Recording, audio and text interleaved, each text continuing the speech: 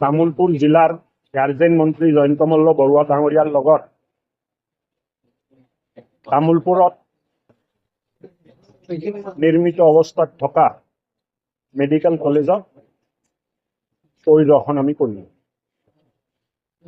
প্ৰায় 170 বিঘাত এই ডেভেলপমেণ্টটো হৈ আছে আৰু চাই নিজৰে মনটো ভাল লাগি গ'ল যে মুখ্যমন্ত্ৰী ডাঙৰীয়াই যিটো আত্মনিৰ্ভৰ অসম, প্ৰগতিশীল অসম, সুৰক্ষিত অসমৰ যে কথা কয়, তাৰ এটা এটা স্বৰূপ, তাৰ এটা এটা জাগৃত ৰূপ আমি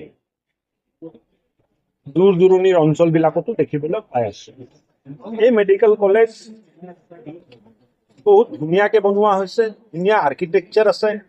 এনেকুৱা এটা অনুষ্ঠান তামুলপুৰত হ'ব পাৰে অসমৰ মানুহে কোনোদিন ভাবা নাছিল, বিশ্বাস কৰা নাছিল। ইয়াতে অহাৰ পিছত মনটোত ভাৱ হয় যে মুখ্যমন্ত্ৰী ডাঙৰীয়াই প্ৰতিশ্ৰুতি দি নিজৰ প্ৰত্যেকটো প্ৰতিশ্ৰুতি তেখেতে ৰক্ষা কৰি গৈ আছে। মেডিকেল কলেজ প্ৰায় নিৰ্মাণ সম্পূৰ্ণ হৈছে।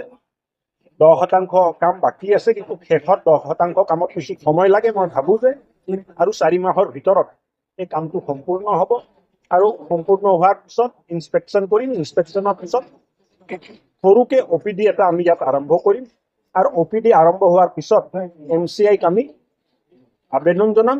MCIৰ অনুমোদন হোৱাৰ পিছত অহা বছৰ ইয়াত কলেজ হয়। স্যাৰ, বিশেষকৈ তামুলপুৰ নতুন জিলা বাক্সাৰ পৰা আমাৰ স্বাস্থ্য বিভাগটো সম্পূৰ্ণ চলি আছে। কৰিব পাৰি, কৰি দিছোঁ। পৃথক অলৰেডি সিদ্ধান্ত হৈ গৈছে, ইমপ্লিমেণ্ট হৈ যাব, চিন্তা কৰিব নালাগে। স্যাৰ, তামুলপুৰ মহকুমা অসমৰ ডাঙৰীয়াই মোক জনাইছে আজি